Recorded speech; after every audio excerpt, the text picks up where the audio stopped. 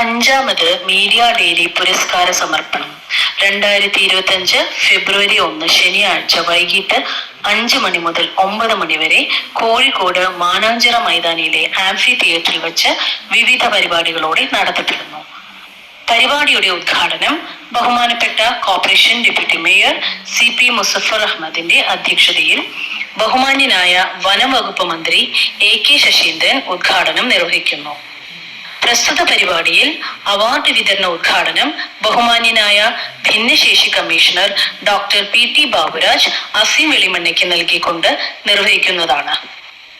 ഭിന്നശേഷിക്കാരിൽ പ്രത്യേക കഴിവ് തെളിയിച്ചിട്ടുള്ള ജാഷ് മുഹമ്മദ് അമീൻ, അൽബീന, നഗേഷ് അഖ്ഫ, സിനാൻ, അമൽ ഇക്ബാൽ, നിഹാൽ, അബിയാസ് MN, സുജിത്, അനിത എന്നിവർക്ക് പ്രമുഖ വ്യക്തികളായ doctor Jayaraj, Sulaiman Karadan, Premasundaran, Jose Nalappat, Anil P, doctor CP Aboobacker, Musthafa XL, Majeed എന്നിവർ നൽകുന്നു.